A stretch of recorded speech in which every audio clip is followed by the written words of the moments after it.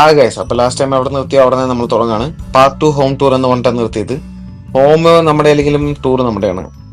അപ്പൊ വില്ല ഏർക്കാടിലെ ഒരു വില്ലയായിരുന്നു നമ്മൾ ബുക്ക് ചെയ്ത്. പുറത്തെന്തൊക്കെയോ വില്ലയുടെ പണി നടക്കുന്നതിന് അതെങ്ങനെ നോക്കാനാണ് പോകുന്നത്. കൂളെടുത്താൻ യു വന്ന് ബനീനെ കെട്ട് പോകുന്നുണ്ടെങ്കിൽ അളിയൻ അത്ര കൂളല്ല എന്നാ തോന്നുന്നത്. റൂമൊക്കെ നോക്കുന്നുണ്ടായിരുന്നു. താഴെ ഹാളിൽ കയറി നോട്ടം കാണുമ്പോൾ ഇന്ന് തന്നെ ഈ വില്ല വാങ്ങും എന്നൊരു എക്സ്പ്രഷനാണ് അളിയന്റെ മുഖത്തുനിന്ന് കാണാൻ പറ്റുന്നത്. വീട് പോലും അത്രയ്ക്ക് വൃത്തി നോക്കിയിട്ടുണ്ടെന്ന് തോന്നുന്നില്ല. അപ്പോഴേക്കും പുറകെ എല്ലാവരും എത്തിക്കൊഴിഞ്ഞു. സ്റ്റെപ്പിൽ കയറി ഇറങ്ങി മടുത്തെങ്കിലും വീണ്ടും സ്റ്റെപ്പുകളുടെ പരീക്ഷണമാണ് നമുക്ക് കാണാൻ പറ്റിയത്. എൻട്രി ശരിയല്ലെന്ന് റീ എൻട്രി ചെയ്യിപ്പിക്കുന്ന അച്ഛനൊരു പതിവാണ്. അതുകൊണ്ട് വീണ്ടും ഈ ഹോം ടൂറിന്റെ ഒരു റീ എൻട്രി. കയറി ചെല്ലുമ്പോൾ തന്നെ എല്ലാവരും ഹാളിൽ സെറ്റായിരുന്നു. ബാഗുകൾ മത്തിയിരുന്നു. എന്ന് കയറിയ പാടെ തന്നെ ഒരു റൂം കണ്ടായിരുന്നു. റൂം കാണുമ്പോൾ അമ്പരപ്പിക്കുന്ന ഒരു കാഴ്ചയെ കാണുന്നു ഗൈസ്. ഓ, തുറന്നു കിടക്കുന്ന ഒരു ലാപ്ടോപ്പ്. അത് വർക്കിംഗ് മോഡിലാണ്. ആരെ വർക്ക് ചെയ്യണമെന്ന് നമുക്ക് അറിയാൻ പറ്റിയില്ല. കാരണം എല്ലാം ഡെഡിക്കേറ്റഡ് ആൾക്കാരായിരുന്നു. എല്ലാവരും മട്ട് കാണുമ്പോൾ എല്ലാവരും ക്ഷീണിച്ചു. ഇച്ചു അത്രയും ക്ഷീണിച്ചില്ലാന്ന് തോന്നുന്നു. പിന്നെ കയറി ചെന്നത് നമ്മുടെ ഡൈനിങ് ഹാളാണ്. 8 പേരുടെ ബുക്കിംഗ് ഉണ്ടെങ്കിൽ 6 പേരുടെ ചെയറേ ഉണ്ടായിരുന്നുള്ളൂ. പിന്നെ ഒരിക്കലും കയറി ചെല്ലാത്ത സ്ഥലത്ത് അച്ചു കയറി വീട്ടിൽ വെക്കണമായിരുന്നു. അതാണ് നമ്മുടെ കിച്ചൺ. അത്യാവശ്യം സൗകര്യങ്ങളൊക്കെ ഉണ്ട്. എന്തുണ്ടായിട്ട് കാര്യം നമ്മൾ കയറാൻ പോകുന്നില്ലല്ലോ. പിന്നെ ഓപ്പൺ ചെയ്ത് ബാൽക്കണിയുടെ വ്യൂ നോക്കാനൊന്നുമല്ല, എവിടെയൊക്കെ തുണി ഉണക്കാൻ പറ്റും നോക്കുകയായിരുന്നു. അത്യാവശ്യം തുണി ഉണക്കാൻ പറ്റുന്ന പറഞ്ഞപ്പോ വാതിലടച്ചു. ഒന്നുകൂടി ചേർത്തടച്ചു. കൊണ്ടുവന്ന ഫുഡെല്ലാം നമ്മൾ ഡൈനിങ് ഹാളിൽ തന്നെ വെച്ചിട്ടുണ്ടായിരുന്നു. പിന്നെ ഈ കാണുന്നതാണ് നമ്മുടെ റൂം. കല്ലാണ് നെഞ്ചിലെന്ന് കേട്ടിട്ടുണ്ട്, കല്ലാണ് ബെഡിലെന്ന് കിടന്നപ്പോൾ മനസ്സിലായി. എന്നാലും ബാക്കി സൗകര്യത്തിന് ഒരു കുറവൊന്നും ഉണ്ടായില്ല. പിന്നെ അച്ഛൻ നേരെ ചെന്നത് ബാത്റൂമിന്റെ വ്യൂ എടുക്കാനാണ് തോന്നുന്നത്. ബാത്റൂമിൽ എന്ത് വ്യൂ! ഏതായാലും 10 സ്വിച്ച് ഓൺ ആക്കി ഒരു ലൈറ്റ് അങ്ങ് കത്തിച്ചായിരുന്നു അച്ചു ബാത്റൂമിലെ. ലൈറ്റൊക്കെ കത്തിയായിരുന്നു. പിന്നെ കയറി ചെന്നപ്പോ കണ്ടത് 6 അടി ഒരു ബാത്ടബാണ്. ഏതായാലും 6 അടി ബാത്ടബിൽ 2.5 അടി ഇച്ചു മാത്രം കുളിക്കുള്ളൂ എന്ന് എനിക്ക് അപ്പോഴേ മനസ്സിലായിരുന്നു. പിന്നെ എന്തൊക്കെയോ അവിടെ ചുറ്റിക്കറങ്ങി നിൽക്കുന്നുണ്ടായിരുന്നു. അധികം ഒന്നും കാണാനില്ലായിരുന്നപ്പോ പിന്നെ ഇറങ്ങിപ്പോയി. റൂമിൽ നിന്ന് ഇറങ്ങിയപ്പോ കണ്ട കാഴ്ച വീണ്ടും നമ്മുടെ ആയിരുന്നു. ഇച്ചു ആണെങ്കിൽ ഫുൾ ആക്റ്റീവ് മൂഡ്. ഇനി എപ്പോഴാണ് ഉറങ്ങാൻ ഒരു പിടിയില്ല. ഹോം ടൂറിൽ എന്തെങ്കിലും പൂർത്തിക്കരയൊക്കെ കൊണ്ട് താഴെ 2 റൂം ഉണ്ടായിരുന്നു. ആ താഴോട്ട് റൂമിലോട്ട് പോകുമ്പോൾ വേറെ ഒരു വാതിൽ കൂടി. ഓ, അങ്ങനെയാണെങ്കിൽ ഇവർക്ക് സെപ്പറേറ്റ് ആയിട്ട് തുടങ്ങിക്കൂടെ എന്നാൽ ഇതിനായിരുന്നു. സ്റ്റെപ്പുകളുടെ പരീക്ഷണം നമുക്ക് വീണ്ടും അവസാനിക്കുന്നില്ല. താഴെ ഇറങ്ങുന്നതും കയറി ചെല്ലുന്ന ഇഷ്ടം പോലെ സ്റ്റെപ്പുകളുണ്ട് ഇവിടെ. അങ്ങനെ ഇറങ്ങി ഇറങ്ങി താഴെ അണ്ടർഗ്രൗണ്ടിലെ 2 റൂമുകളിലൊക്കെ എത്തി. അച്ചു എത്തിയ പാട് കണ്ടത് ഇച്ചുവിന് പറ്റിയ സാധനങ്ങളാണ്. അപ്പൊ ഇതെന്തായാലും മേലെ എത്തുന്ന എനിക്ക് ഉറപ്പേ. അത് കയറ്റി കൊണ്ടുപോകുന്നത് ഞാൻ തന്നെയാണ്. ഇത് കയറി ചെന്ന് നമ്മുടെ കുട്ടുബ്രോന്റെ റൂമിലോട്ടാണ്. റൂമെല്ലാം ഓക്കെ ആണെങ്കിലും ബാത്റൂമിൽ വീണ്ടും സ്റ്റെപ്പുകളുടെ പരീക്ഷണമാണ് നമുക്ക് കാണാൻ കഴിയുന്നത്. എന്നാലും ബാത്റൂം കൊള്ളായിരുന്നു. ഇച്ചുന്റെ പെട്ടിനകത്ത് എന്തോ നിധി ഉള്ളത് പോലെയാണ് ഇച്ചുന്റെ പെരുമാറ്റം കാണുമ്പോൾ നമുക്ക് തോന്നുന്നത്. ആ പെട്ടിനായിട്ട് അങ്ങോട്ടും ഇങ്ങോട്ടും വലിക്കുന്നുണ്ടായിരുന്നു. അവസാനം അതിനെ എങ്ങനെയോ എടുത്ത് കൊണ്ടുപോകുന്നുണ്ടായിരുന്നു. എവിടേക്കാണെന്ന് അവൾക്ക് മാത്രം അറിയില്ലായിരുന്നു. എന്തായാലും ഈ പെട്ടിക്ക് 4 ചക്രമുള്ളതുകൊണ്ട് അത് കുറെ ഓടി, അല്ലെങ്കിൽ അത് കുറെ കരഞ്ഞെന്നെ. മാസത്തിൽ ഒരിക്കൽ മാത്രം നനച്ചിരുന്ന മേഘയുടെ തല വെള്ളച്ചട്ടം നനഞ്ഞു പോയപ്പോ അതിന് പകരമായി ക്യാപ്പൊക്കെ ഇട്ട് കൊടുക്കുന്നുണ്ടായിരുന്നു മേഘ. അത് അധികം വൈകാതെ ഇച്ചുള്ള ശ്രദ്ധയിൽപ്പെട്ടു. ഇച്ചു പിന്നെ ചാടി ഓടി പോരാടി ആ ക്യാപ്പൊക്കെ വലിച്ചു ഊരുന്നുണ്ടായിരുന്നു.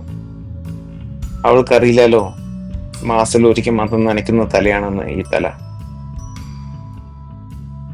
പിന്നെ ഈ കാണുന്ന കഴുപ്പ് ആദ്യത്തെ പന്തിയല്ല ഗൈസ്, ഇത് അവസാനത്തെ പന്തിയാണ്. ബാക്കിയുള്ളവരുടെ ഇരിപ്പിലും എക്സ്പ്രഷനിലും ക്ഷീണമുണ്ടെങ്കിലും എല്ലാവരും ഓരോ ബിരിയാണിയും ചിക്കൻ 65 കഴിച്ചിട്ടുള്ള ഇരിപ്പാണ്. ഒരാൾ മേൽനോട്ടത്തിന് അങ്ങോട്ടും ഇങ്ങോട്ടും തിരിയുന്നുണ്ടായിരുന്നു. അത് കഴിഞ്ഞപ്പോ ഇച്ചുവിന്റെ ഫോൺ ഭ്രാന്ത് തുടങ്ങി. ഫോണിൽ ഫോട്ടോ എടുക്കണമെന്നായി. റീൽസ് കണ്ട എക്സ്പീരിയൻസ് ഞങ്ങളെക്കാളും കൂടുതൽ അവൾക്കായതുകൊണ്ട് അവൾ എന്തൊക്കെയോ ആട്ടം കാണിച്ച് മനീഷയെ തളർത്താൻ ശ്രമിക്കുകയാണെന്ന് തോന്നുന്നു. ഏതൊക്കെയോ പോസ് കൂടി പറഞ്ഞു കൊടുക്കുന്നുണ്ടായിരുന്നു. അങ്ങനെ ചെയ്യണം ഇങ്ങനെ ചെയ്യണം എന്നൊക്കെ പറഞ്ഞ് അതിനൊപ്പം നിൽക്കുകയായിരുന്നു ഇച്ചുന്റെ വല്യമ്മ, അതായത് മനീഷ. പോസ് മാത്രമല്ല പൊസിഷൻ വരെ പറഞ്ഞു കൊടുക്കുന്നുണ്ടായിരുന്നു. അങ്ങനെ വെക്കണം, ഇങ്ങനെ വെക്കണം, ഇത്രത്തോളം വെക്കണം എന്നൊക്കെ. ഞാൻ മനീഷ കൊയ്രാളയല്ല, മനീഷ ഉണ്ണികൃഷ്ണനാണ് എന്നൊരു മൈൻഡ് വോയിസ് എനിക്ക് കേൾക്കായിരുന്നു. പിന്നെ അത് കഴിഞ്ഞപ്പോൾ അവൾക്ക് സെൽഫിയുടെ ഭ്രാന്തായി. അതും എന്തൊക്കെയോ കടുപ്പിടിച്ച് നിൽക്കുന്നുണ്ടായിരുന്നു.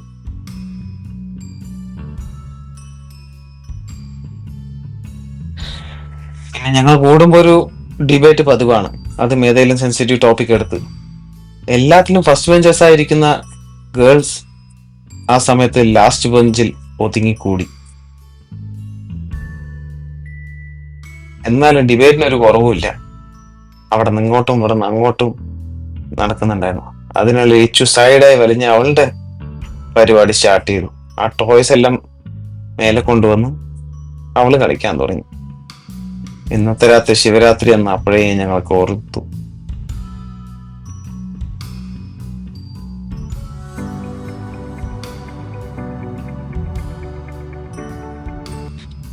ഡൈനിങ് ഹാളിൽ മാത്രമല്ല, ഡിബേറ്റ് ഹാളിൽ എത്തിച്ചേർന്നപ്പോ ബാക്ക് ബെഞ്ചേഴ്സ് മാത്രമായി ഒതുങ്ങി കൂടിയ ഗേൾസ് പായും തലയിനെടുത്ത് ഹാളിൽ തന്നെ കിടപ്പാടമാക്കാന്ന് വിചാരിച്ചു. അങ്ങനെ അന്നത്തെ ദിവസം തള്ളി നീക്കി. Day 1 finished. അടുത്ത ഡേ ഈവനിങ് രാവിലെ എല്ലാം കുറെ പണി ചെയ്തെങ്കിലും next day evening home tour ആയതുകൊണ്ട് ഹോമിലുള്ള പരിപാടി മാത്രമാണ് കാണിക്കുന്നത്. അപ്പൊ നെക്സ്റ്റ് ഈവനിങ് ക്യാമ്പ് ഫയർ ഒക്കെ വെച്ച് ഗ്രിൽഡ് ചിക്കന്റെ സെറ്റപ്പ് എല്ലാം ചെയ്ത് ഞങ്ങൾ അവിടെ ടെറസിലൊന്ന് സെറ്റ് ആകുമായിരുന്നു. നല്ല വൈബാണ്, ഒട്ടും മോശമല്ല. അവരെ നമുക്കെല്ലാം സെറ്റ് ചെയ്ത് തന്നു. സ്പീക്കറിന്റെ ഒരു കുറവുണ്ടെങ്കിലും രണ്ടാമത് അവർ ചെന്ന് സ്പീക്കറൊക്കെ എടുത്തു തന്നു. പക്ഷെ അത് ചാർജ് ആവുന്നില്ലായിരുന്നു. സാരമില്ല. ചിക്കന്റെ പീസുകൾ ഓരോന്നോരോന്നായി നമ്മുടെ എക്സ്പീരിയൻസ്ഡ് ഷെഫ് രാകേഷ് പ്രോ വെക്കുന്നുണ്ടായിരുന്നു. അറിഞ്ഞിട്ടാണോ എന്നറിയില്ല, ഇപ്പൊ കഴിക്കുമ്പോൾ നമുക്കറിയായിരിക്കും. അനൽ മേലെ പനിത്തുള്ളിയില്ലെങ്കിലും ടെറസ് മേലെ മഴത്തുള്ളികൾ ഉണ്ടായിരുന്നു. അതുകൊണ്ട് ഇടയ്ക്കിടയ്ക്ക് തീ കെടുന്നുണ്ടായിരുന്നു ക്യാമ്പ് ഫയറിന്റെ. അപ്പോൾ ഇടയ്ക്കിടയ്ക്ക് കുറച്ച് മണ്ണെണ്ണ ഒഴിക്കേണ്ട ആവശ്യം വന്നിട്ടുണ്ടായിരുന്നു. അനൽ മേലേന്റെ കാര്യം പറഞ്ഞപ്പോൾ ഓർമ്മ വന്നത്, കൊള്ളി ഹിൽസിലും വ്ളോഗ് ചെയ്യുമ്പോൾ ഷർട്ട് ഊരി വെള്ളത്തിലൂടെ നടന്നു വരുന്ന കാണാൻ വാർണമ്മേനെ സൂര്യ പോലെ ഉണ്ടെന്ന് പ്രത്യേകം പറയാൻ പറഞ്ഞു രാകേഷ് പ്രോ.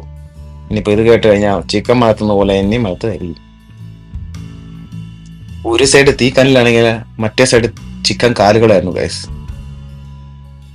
പിന്നെ ഗ്രില്ലില് തീക്കല്ലുകൾ കുറവാണെന്ന് പറഞ്ഞപ്പോ ഇതൊക്കെ ഇപ്പൊ ശരിയാക്കി തരാന്ന് പറഞ്ഞു മിഥുൻ ബ്രോ മുന്നേ വന്ന് ബ്ലോവർ കടിച്ച് എന്തൊക്കെയോ കാണിച്ച് അവിടെ മൊത്തം പുകമയി ആക്കി തന്നു വൈകാതെ തന്നെ. പുകച്ച് പുറത്ത് ചാടിക്കാന്ന് കേട്ടിട്ടുണ്ട്. പുകച്ചവൻ പുറത്ത് ചാടി പോകുന്നത് ഇതാദ്യമായിട്ട് കാണുന്ന ഗൈസ്. നല്ല സൈഡായി മിഥുൻ ബ്രോ പുക വന്നപ്പോ. പുകയല്ല, തീ വന്നാലേ ഞാൻ അവിടുന്ന് മാറൂല എന്ന് പറഞ്ഞ് അതിനടുത്ത് തന്നെ നിൽക്കുകയാണ് നമ്മുടെ വാർണമേന സൂര്യ എന്ന് പറയാൻ പറഞ്ഞ രാകേഷ് ബ്രോ. അത്രയ്ക്ക് പരിചയമില്ലാത്ത സംഭവങ്ങളായതുകൊണ്ട് കത്തി വെച്ച് എന്തൊക്കെയോ കാണിച്ചുകൊണ്ടായിരുന്നു മഞ്ജു. കത്തി വെച്ച് അറുക്കാൻ അറിയില്ലെങ്കിലും കത്തി വെച്ച് കൊല്ലാൻ അറിയാ എന്ന് മഞ്ജു മനസ്സിൽ പറയുന്നുണ്ടായിരുന്നു. ടേസ്റ്റ് നോക്കേണ്ട പേരില്ല, 5-6 പീസ് അകത്താക്കി ഇതിന് കുറച്ചുകൂടി വേവാനുണ്ടെന്ന് പറയായിരുന്നു മനീഷ. ഓരോരോ പീസ് പപ്പടക്കോലിൽ എടുത്തുകൊണ്ട് വരുന്നുണ്ടായിരുന്നു നമ്മുടെ രാകേഷ് ബ്രോ. അതിൽ എന്തൊക്കെയോ റിസർച്ച് നടത്തി മനീഷ അവിടെ വേവണം ഇവിടെ വേണം എന്ന് പറയായിരുന്നു 5-6 പീസ് അകത്താക്കിയിട്ട്. അപ്പോഴും ഒരു സൈഡിൽ കത്തി കൊണ്ടുള്ള മഞ്ജുവിന്റെ കലാപരിപാടി കഴിഞ്ഞിട്ടായിരുന്നില്ല. ആ ഗ്യാപ്പിൽ ഇച്ചൊന്ന് വന്ന് പോയിക്കാനൊന്ന് ട്രൈ ചെയ്യുന്നുണ്ടായിരുന്നു. പുകയെല്ലാം പോയെന്ന് പറഞ്ഞപ്പോ മിഥുൻ ബ്രോ വന്ന് വീണ്ടും ചിക്കനെ അങ്ങോട്ടും ഇങ്ങോട്ടും മലർത്തുന്നുണ്ടായിരുന്നു.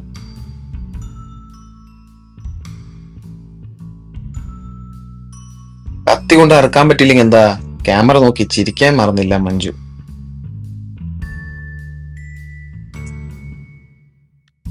ചിക്കൻ പപ്പടിക്കോലിൽ കേട്ടുന്ന അടുത്ത പരിപാടി മിഥുൻ ബ്രോ എത്തി. അതിന് ഗൈഡ് ലൈൻസ് കൊടുക്കുകയായിരുന്നു. ഒരു പീസ് പോലും കത്തി കൊണ്ട് മുറിക്കാൻ പറ്റാത്തായിരുന്ന മഞ്ജു. അങ്ങനെ എങ്ങനെയൊക്കെയോ 4-5 പീസ് പപ്പടക്കോലിൽ കയറ്റി അവരവരുടെ കയ്യൊപ്പ് രേഖപ്പെടുത്തി. അവസാന ഘട്ടമായപ്പോ എന്തേലും ഒരു കോൺട്രിബ്യൂഷൻ എന്റെ ഭാഗത്തുനിന്നുണ്ടാകുന്ന വിചാരിച്ച് പപ്പടക്കോലിൽ 5-6 ഉള്ളിയും ക്യാപ്സിക്കും എല്ലാം ഞാനും കയറ്റി. അങ്ങനെ അതോടെ ഞങ്ങളുടെ പരിപാടി അവസാനിച്ചിരിക്കുകയാണ്. എന്തായാലും മുകളിൽ കുറച്ച് മഴയുള്ളത് കാരണം ഇതെല്ലാം താഴെ കൊണ്ടുപോയിട്ട് അവിടെ സമാധാനം കഴിക്കാന്ന് വിചാരിച്ചു. അടുത്ത പരിപാടിയാണ് ഞങ്ങളുടെ ക്യാരംസ്. ബോർഡിൽ കോയിൻ ഉണ്ടെങ്കിലും കോയിൻ നിങ്ങൾ പൗഡർ ഇല്ലാത്ത കാരണം ഇച്ചുവിന്റെ പൗഡർ എടുത്ത് കുറച്ച് അഡ്ജസ്റ്റ് ചെയ്തു. ചിക്കൻ ഗ്രില്ല് ചെയ്യാൻ മാത്രമല്ല ക്യാരംസിലെ ഞാൻ മാസ്റ്ററാണെന്ന് പറഞ്ഞ് രാകേഷ് ഏട്ടൻ സ്ട്രൈക്കറിനെ അടുത്ത് കുഴി കിട്ടു. കാർഡ്സ് ഗെയിം എന്താന്ന് അറിയില്ലെങ്കിലും കാർഡ്സിനെടുത്ത് അങ്ങോട്ടും കൊണ്ടിട്ട് ഇച്ചും വേഗം കളിക്കുന്നുണ്ടായിരുന്നു. ക്യാരംസിൽ എല്ലാവർക്കും ഇൻവോൾവ് ചെയ്യാൻ പറ്റില്ല എന്നുണ്ടപ്പോൾ പുതിയ ഗെയിം ആയിട്ട് എത്തുന്നു രാകേഷ് ഏട്ടൻ. ഗെയിമാണ് മാഫിയ ഗെയിം. അതിനായിട്ടുള്ള ചീട്ടുകളൊക്കെ കയ്യിൽ വെക്കുന്നുണ്ടായിരുന്നു രാകേഷ് ബ്രോ. അതിന്റെ റൂൾസ് എന്തൊക്കെയോ പറഞ്ഞ് മനസ്സിലാക്കാൻ ശ്രമിക്കുന്നതും എനിക്ക് മനസ്സിലായില്ലായിരുന്നു. കണ്ണടയെല്ലാം വെച്ച് ബുദ്ധിജീവി പോലെ ഇരിക്കുന്ന മിഥുനാണ് ഗെയിമിനെ ഫസ്റ്റ് മനസ്സിലാക്കിയ ആൾ. പേപ്പറുകൾ എല്ലാവർക്കും വിതറി ഗെയിം ഓർഗനൈസർ രാകേഷ് ബ്രോ. എല്ലാവരും ഒരു മടിയും കൂടാതെ പെട്ടെന്ന് തന്നെ എടുത്തു. ഗെയിമിനെ കുറിച്ച് ഒരുപാട് രാകേഷ് ബ്രോ പറഞ്ഞിട്ടുണ്ടെങ്കിലും ഗെയിം ഒന്നും മനസ്സിലാവാത്തതുകൊണ്ട് നിന്നൊക്കെ ഞാൻ ഒബ്സർവ് ചെയ്യുന്നു. ഒരുപാട് ഡൗട്ടുകൾ വന്നു പോയിക്കൊണ്ടിരുന്നു. എന്നാലും ഗെയിം തുടങ്ങിയിട്ടാണ് ഗെയിം തുടങ്ങിയതായിരുന്നു ഗൈസ്. അപ്പൊ നൈസായിട്ട് കൺവിൻസിങ് ആണ് ഇതിലെ മെയിൻ ആയിട്ടൊരു സംഭവം എന്ന് പറയുന്നത്. മാഫിയാണ് നമ്മളെ കൊല്ലേണ്ടത്, അല്ലെങ്കിൽ മാഫിയ നമ്മളെ കൊല്ലും. സിവിലിയൻ ഓർ മാഫിയ, അങ്ങനെയാണ് ഇതിന്റെ ഒരു ഗെയിം രീതി. ആര് ജയിക്കുന്നത് ഇപ്പൊ കണ്ടറിയാ. മിഥുൻ ബ്രോ നൈസായി എന്നെ തേച്ച് ജയിച്ചിരിക്കുകയാണ്. അപ്പോഴും ഗെയിം ഒന്നും മനസ്സിലാകാത്ത സൈഡിൽ നിന്ന് ഞാൻ അമ്പരന്ന് പോയി. ശരി, നോക്കാം, അടുത്ത ഗെയിം കൂടി നോക്കാം എന്ന് വിചാരിച്ച് ഞാൻ മനസ്സിൽ ഇങ്ങനെ ആലോചിച്ചു കൊണ്ടിരുന്നു. പേപ്പറുകളെല്ലാം തിരിച്ചു കൊടുത്ത് നമ്മൾ അടുത്ത ഗെയിമിന് റെഡി ആവുമായിരുന്നു. ഈ ഗെയിം പെട്ടെന്നൊന്നും ആർക്കും കണ്ടാൽ മനസ്സിലാവുന്നില്ലെങ്കിൽ കളിക്കുന്നവർക്ക് നല്ലപോലെ അറിയാം. സമയം പോകുന്ന ഒട്ടും അറിയില്ലായിരുന്നു. നെക്സ്റ്റ് ഗെയിം ഒട്ടും മോശമാക്കിയില്ല. നെക്സ്റ്റ് ഗെയിമിന്റെ തുടക്കം നല്ല ഗംഭീരമായ ഒരു തർക്കത്തിലൂടെ പോയിക്കൊണ്ടിരുന്നു.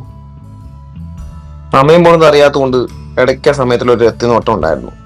ഏകദേശം 3 മണിയായി തുടങ്ങിയിരുന്നു. എന്നാലും ഗെയിമിന്റെ ചൂടിന് ഒരു കുറവുണ്ടായിരുന്നില്ല. ഗെയിം തുടർന്നു. ഇതുവരെ ഇറക്കാത്ത സ്ട്രാറ്റജി ഞാൻ ഇറക്കി. ഗെയിം കൊണ്ടുവന്ന രാകേഷ് ബ്രോ ഞെട്ടിപ്പോയി. മാഫിയെ കൊന്നും മാഫിയ തന്നെ ജയിച്ചു. ഗെയിം മനസ്സിലാക്കി വന്നപ്പോൾ കളിക്കാൻ കൂടുതൽ ഇൻട്രസ്റ്റ്. എന്നാലും ഗെയിം നിർത്തേണ്ടി വന്നു, അല്ലെങ്കിൽ നമ്മുടെ ട്രിപ്പ് ഗെയിമിൽ തന്നെ ആയി ഒതുങ്ങിപ്പോവും. അങ്ങനെ അന്നത്തെ ദിവസം കഴിയായിരുന്നു. എല്ലാവരും കടന്നു. പക്ഷെ ഇച്ചു മാത്രം കുറച്ച് ആക്റ്റീവ് ഉള്ളതെന്ന് എപ്പോൾ കിടക്കുന്ന അറിയില്ല ഗൈസ്. നേരം വെളുക്കായിരിക്കും തോന്നുന്നു. രാവിലെ ബാൽക്കണി തുറന്ന് വീഡിയോ എടുക്കാൻ വന്ന ഇച്ചു കണ്ടത് തുണി ഉണങ്ങിയാൽ നോക്കി എന്നെയാണ്. പിന്നെ റീ എൻട്രി പതിവുള്ളത് കൊണ്ട് വീണ്ടും ബാൽക്കണി വാതിലുകൾ തുറന്നു. എന്നിട്ട് എന്നോട് അങ്ങോട്ടും ഇങ്ങോട്ടും നോക്കി നിൽക്കാൻ പറഞ്ഞു. പ്രത്യേകിച്ച് കാണാൻ ഒരു കാഴ്ച ഇല്ലെങ്കിൽ പോലും കുഴപ്പമില്ലാത്തൊരു കാഴ്ച തന്നെയായിരുന്നു ഗൈസ് അവിടെ ഉണ്ടായിരുന്നത്. അതേ നേരം അങ്ങോട്ടും ഇങ്ങോട്ടും നോക്കി മടുത്തപ്പോൾ ഞാനങ്ങ് മാറി. ഇനി ക്യാമറ കണ്ണുകൾ അങ്ങോട്ടും ഇങ്ങോട്ടും നോക്കിക്കോട്ടെ എന്ന് വിചാരിച്ചു. പിന്നാലെയും സൈഡിലൊക്കെ ആയി ഒരുപാട് റിസോർട്ടുകളുണ്ട്. വൈകാതെ തന്നെ ബ്രേക്ക്ഫാസ്റ്റ് എത്തുന്നു ഗൈസ്. പൂരി ഇഡ്ഡലിയായിരുന്നു ബ്രേക്ക്ഫാസ്റ്റ്. കൊണ്ടുവന്ന ആളുടെ വഴിയിൽ തന്നെ കൈക്കലാക്കി ബ്രേക്ക്ഫാസ്റ്റ് കഴിക്കാൻ തുടങ്ങിയിരുന്നു മഞ്ജു. സിംഗിൾ ബെഡിൽ കടന്ന് ഡബിൾ ബെഡിൽ ഇരുന്ന് കഴിക്കുകയായിരുന്നു മഞ്ജു. ബ്രേക്ക്ഫാസ്റ്റിന് യൂഷ്വലി ഉണ്ടാവുന്ന പോലെ ഇഡ്ഡലിയുടെ കൂടെ ചമ്മന്തി, ചട്നി, സാമ്പാർ, പിന്നെ പൂരി മസാല ഉണ്ടായിരുന്നു. ബ്രേക്ക്ഫാസ്റ്റ് ഒന്നും എനിക്ക് പറ്റൂല, എനിക്ക് എന്റെ സാധനങ്ങൾ വേണം പറഞ്ഞു ആദ്യം സ്നാക്സ് എടുത്ത് കൈക്കലാക്കി. പിന്നെ ഈ തയ്യാറെടുപ്പ് കാണുമ്പോൾ വിചാരിക്കും നമ്മൾ രാവിലെ നേരത്തെ ഇറങ്ങി പോകുമെന്ന്. എന്നാൽ ഒട്ടുമല്ല. സമയം ഏകദേശം 1 മണി കഴിഞ്ഞിരിക്കുന്നു. 1:10. നേരത്തെ രാത്രി കളിച്ചിരുന്ന മാഫിയ ഗെയിമിന്റെ ആഫ്റ്റർ എഫക്റ്റ് ആണ് ഇത്ര ലേറ്റ് ആവാൻ കാരണം. പ്രത്യേകിച്ച് കാണാനുള്ള സ്പോട്ടല്ല നമ്മൾ ഉദ്ദേശിച്ചെങ്കിലും വില്ല നല്ലതായതുകൊണ്ട് നമുക്ക് ഇവിടെ തന്നെ നല്ലൊരു ടൈം സ്പെൻഡ് ചെയ്യാൻ പറ്റി. അപ്പൊ നമ്മുടെ ഡ്രൈവർ അണ്ണൻ എംബോ ട്രാവലർ എടുത്ത് റെഡി ആയി നിൽക്കുകയായിരുന്നു. ഒട്ടും വൈകിച്ചില്ല. പിന്നെ എന്തെങ്കിലുമൊക്കെ പോയി കാണാമെന്ന് വിചാരിച്ച് എല്ലാവരും റെഡിയായി പോവുകയാണ്. ഓക്കെ, ഹോം ടൂർ പരിപാടി എന്തായാലും ഇവിടെ അവസാനിച്ചു. ഇനി അടുത്ത പാർട്ടിൽ നമുക്ക് ഏർക്കാരിലെ കുറച്ച് കാഴ്ചകളായിട്ട് വരാം. Thank you all for watching.